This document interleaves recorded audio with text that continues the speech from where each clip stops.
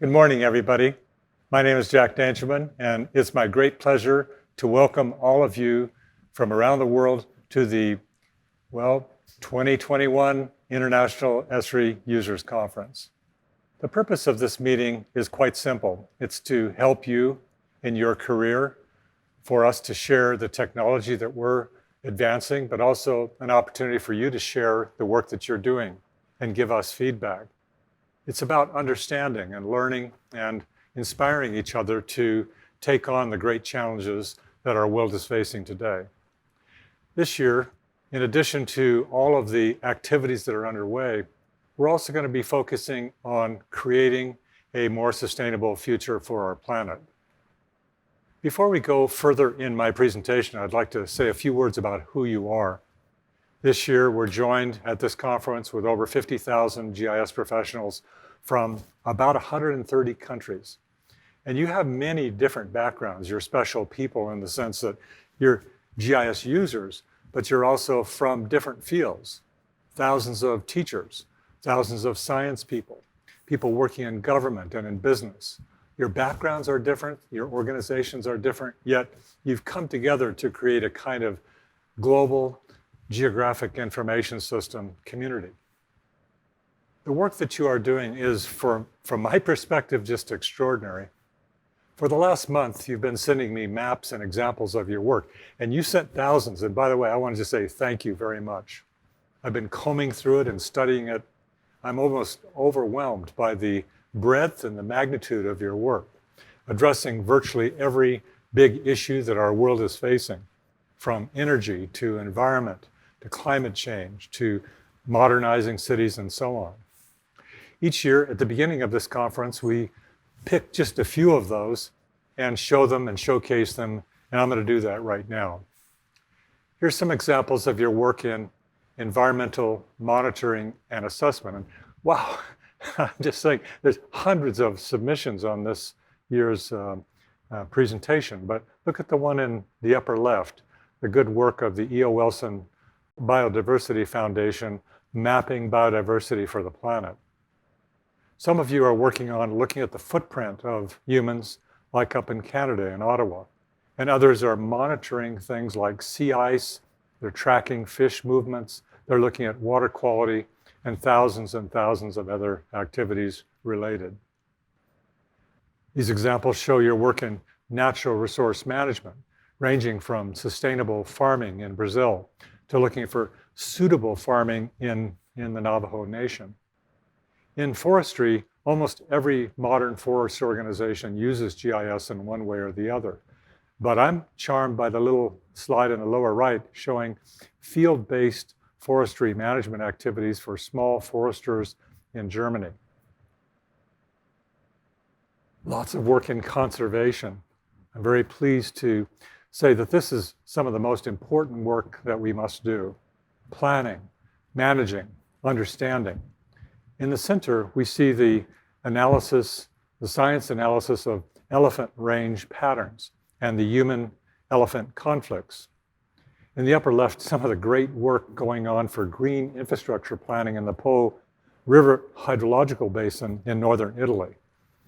And on the right, you can see the management of ecosystems, like at the Archibald Biological Station, using fire, a natural system, to better manage ecosystems, change and growth. Some of you are using GIS to manage land information, land records. Let's call them parcels. And these are kind of a foundation, in my view, for so much of our civil society. But it's not just managing the boundaries, doing the system of record that is shown here. It's the application of those records, integrating it with other layers like soils and floodplains to do more rational assessments, property assessments. And look at the one on the far right. This was done by the Dutch Cadastre working in Colombia to have a fit-for-purpose configuration of the collector technology for field surveying of cadastral data. Many of you are working in urban design and planning, creating a future in our cities. And here, again, I'm so anxious to share these with you. In the far right, we see Berlin and Brandenburg region really working on creating a sustainable urban footprint. And this is some of the best work going on in the world, frankly.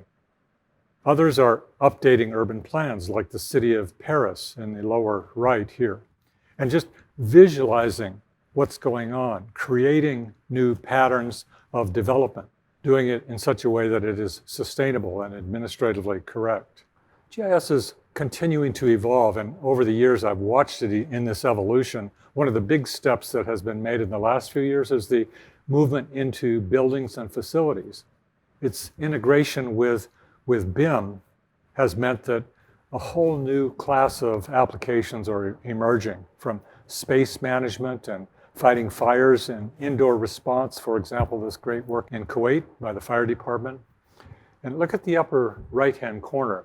This is CERN. CERN is the large European research center where the nuclear accelerator lives. And they have actually moved to a state of managing all their workspaces on the entire campus using GIS as a framework. GIS originated in many places, and one of them was in transportation with advanced modeling, trying to predict movement of people. In the lower right, you'll see in Jakarta the application of origin-destination modeling to predict ridership in buses and other vehicles. And in the far left, you'll see the application of GIS to optimize bus routes and also pick the right locations using operations research tools for stops. Many of you have traveled through the San Francisco airport before, and that entire complex is now managed with GIS, including all the rooms and walking times from gate to gate and so on. Now, speaking about time, the upper left-hand slide is interesting because it shows real-time traffic monitoring. Increasingly, this is a pattern going on in various regional and national agencies showing real-time geography.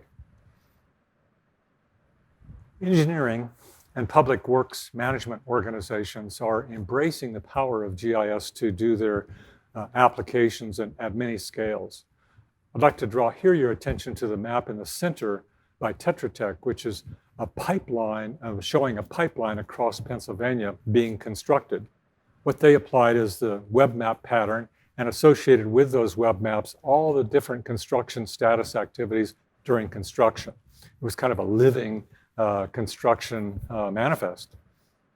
In the lower left, I like this green map because it's showing the targeting of where infrastructure investments should be made. This is a very relevant topic for all of us these days. And again, one of my favorites in this collection is up in the upper right in Switzerland, looking underneath the ground at pipelines, not the exact location, but the approximate location, which is helping excavate and understand the grid underground. Water and wastewater management agencies around the world are using GIS for asset management, things like being able to support service orders or manage inspections. Look at the one on the left. It's looking at the analytics. It's making a map showing age of the network, analyzing, again, where investments should be made. But here, my favorite is up in the upper right.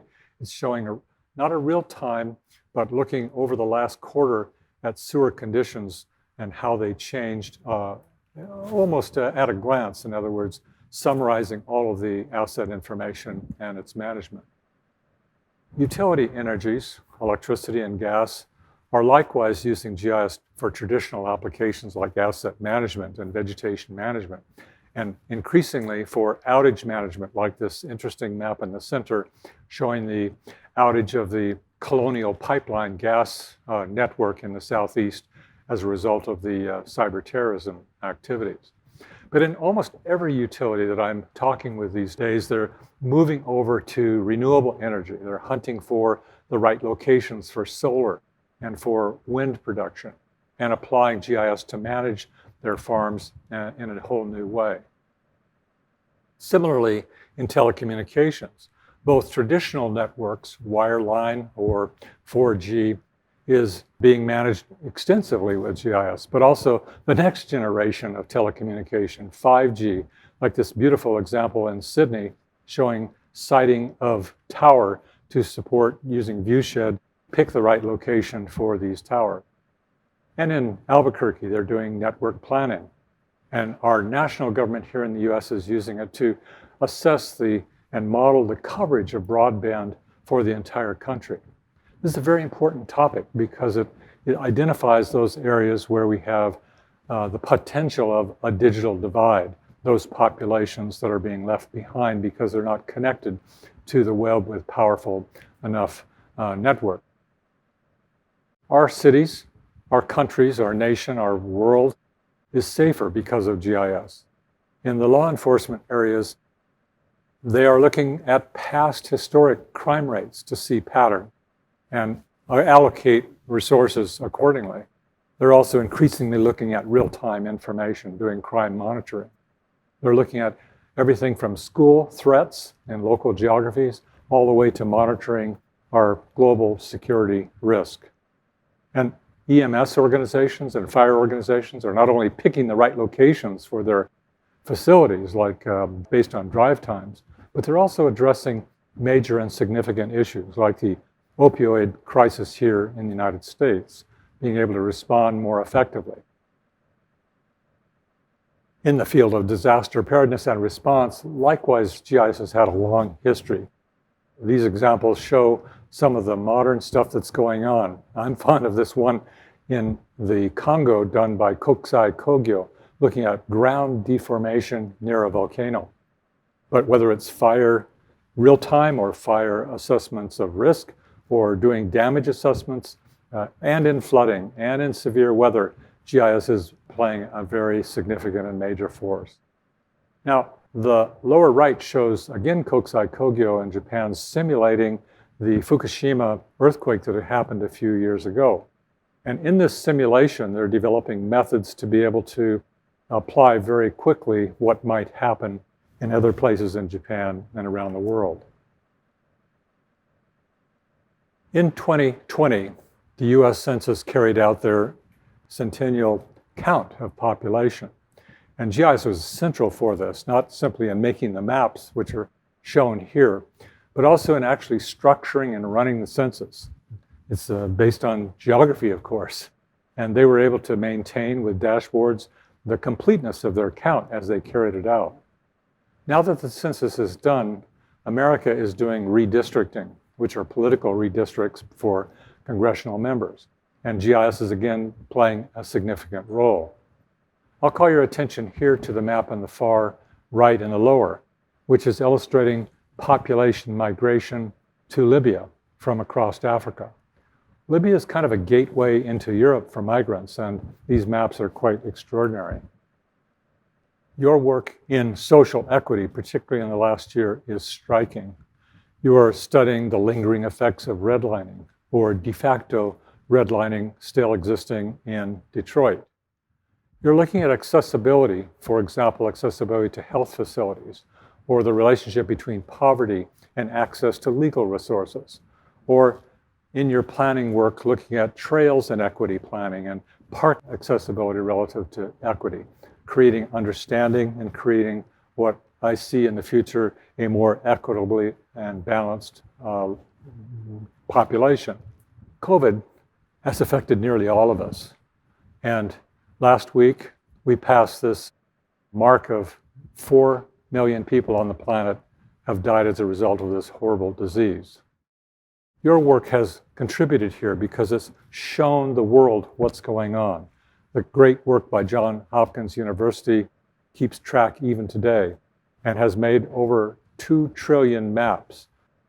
Not only are we better informed of what the status is, but as the interesting visualization in the center shows, we've been able to look at patterns. This is showing the dynamics of what happened in Central Europe, or Europe, during the winter months during the disease. And your applications in site selection for vaccination, or return to office management, or even look at the interesting map in Liberia where they mapped in great detail every case and set up quarantine zones to shut the pandemic down, and it worked.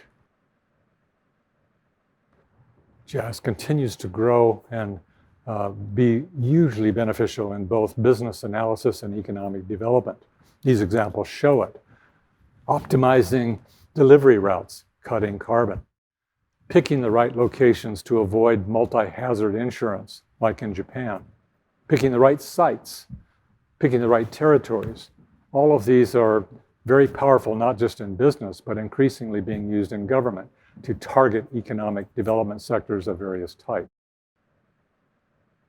Imagery and remote sensing of many different types is increasingly infiltrating, impacting, benefiting the GIS workflows that many of you do, whether it's vegetation health from recently collected drone imagery or forest inventories at a massive scale like at the US Forest Service. Over on the far right, you'll notice this intriguing map to look into the ground and understand pipe deficiency. And another one like that is the satellite-derived bathymetry map. And then, I like this slide very much because your work is showing a complete gamut, including surveillance of illegal fishing to protect the Galapagos, for example, and modeling snow depth and runoff. These are hugely beneficial dimensions of remote sensing that are affecting GIS and geography in general. These maps show a collection of just beautiful cartography. And I picked these myself. I just found them very interesting.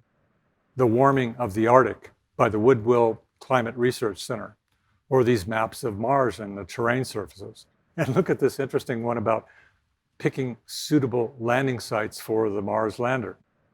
We'll come back to that later in this session with a presentation from JPL. The hiking map atlas I'm very fond of. This company in Austria has been in existence for 250 years, and they now have a completely automated GIS-based atlas generation activity.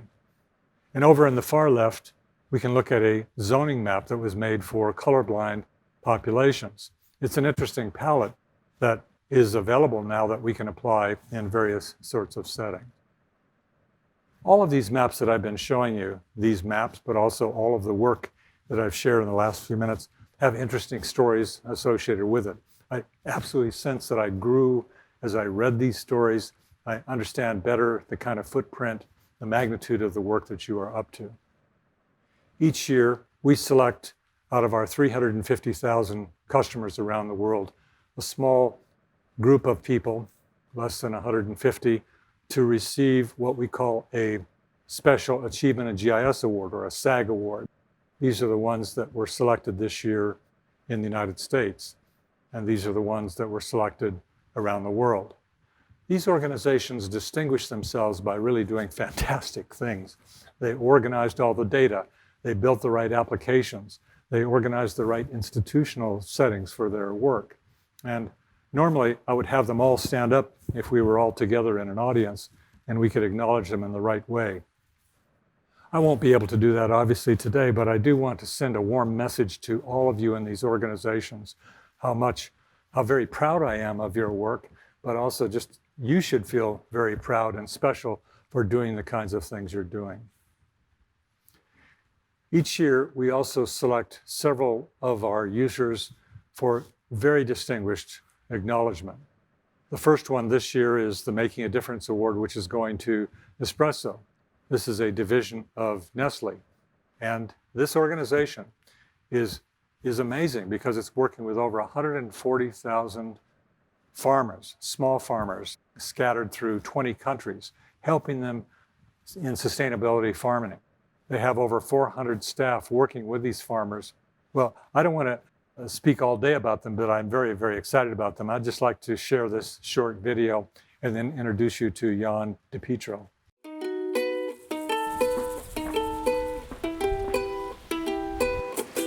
Que se despierten todas las mañanas tomándose el mejor café del mundo y que estén totalmente tranquilos de que ese café proviene de un equipo atrás de cafeteros, de un proyecto de agrónomos que están en pro de la calidad, pero siendo muy responsables siempre con las comunidades, con las familias, con los trabajadores, con el agua, con la tierra, con los árboles. Queremos apostarle a reducir la huella de carbono que se puede producir por una taza de Nespresso, mantener la calidad del agua, tratar de descontaminar el máximo lo que se puede y cuidar los suelos, ¿sí? y la estructura ecológica principal de la región cafetera.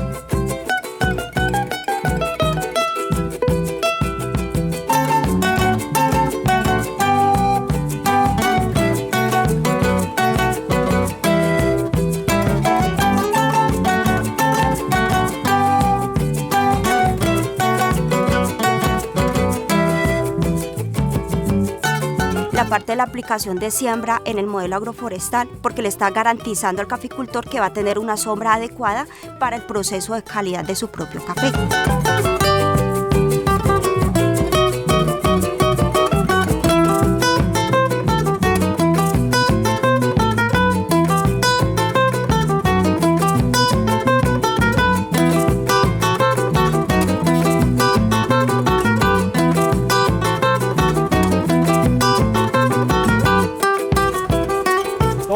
Somos responsables de que la cuenca siga floreciendo agua, siga progresando, siga produciendo café, el café que ustedes se toman, el café Nespresso AAA. Dear Jack, dear GIS community, greetings from Switzerland. I'm Jan, and on behalf of Nespresso and all the teams involved, I want to thank you for this incredible award. Innovation and sustainability are deeply anchored in Nespresso DNA. So it's no wonder that we started to use ArcGIS to support our journey towards positive impact. We use ArcGIS in many fields of work within the Nespresso AAA program, climate actions such as agroforestry, and more recently for COVID-19 response in support of partners and farmers. Climate change is clearly the greatest threat of the 21st century, and coffee is no exception.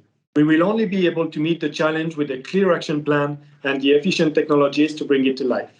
We are really pleased to receive this award, recognizing our work and vision on sustainability. Of course, we could not be at this level without strong partnership and specifically Esri along the way.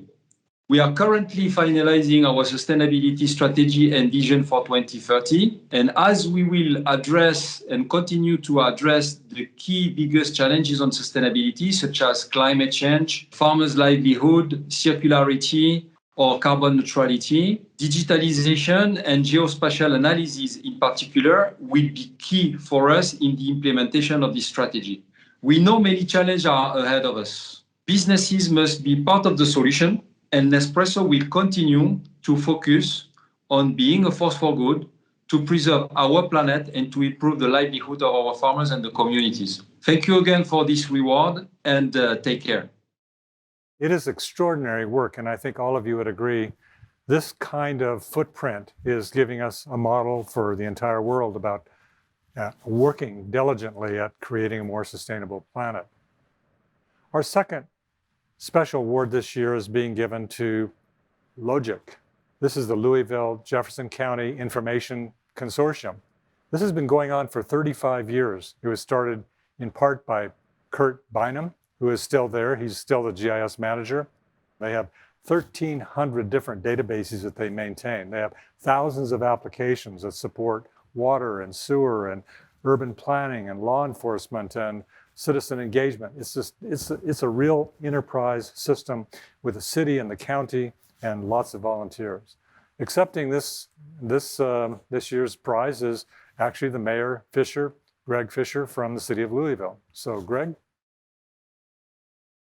Hello, everybody. Louisville prides itself as a city where innovation is driven by community collaboration. Our Logic GIS represents a successful 30-year partnership that has changed how we conduct our community's business and serve and inform the residents of our great city. Logic is our shared warehouse of all manner of spatial data about our community. I want to thank our Louisville Metro government team members who work directly with Logic, the Jefferson County Property Valuation Administrator, the Louisville Water Company, and the Metropolitan Sewer District for enthusiastically backing the idea of collaboration to help our community. I also want to thank Kurt Bynum, Director of Logic, and his team for delivering on this critical resource. Most recently, we used Logic to monitor and report the impacts of the COVID-19 pandemic in our community. Logic also has been a valuable asset in our important work of advancing racial equity and economic development through the creation of a large and growing gallery of interactive web maps, dashboards, and story maps to inform our citizens and share our wealth of spatial information about our community. Our goal has always been for Logic to serve as a model for GIS collaboration, organization, governance, funding, and resource sharing. So on behalf of all of our partners, professional GIS staff, and our growing user community, we are proud to accept this Enterprise GIS Award. Great job, everybody. Thank you. Well, thank you, Mr. Mayor. That's great. And the little short summary gives you some glimpse of just how, the reason why I picked this organization. It's a geospatially literate community. The third award this year is actually my award. It's the President's Award. And this year we're giving it to the University of Michigan. University of Michigan is a very large, over 50,000 student campus. Actually, it has 3 campuses. And they're being given this award for a whole bunch of reasons.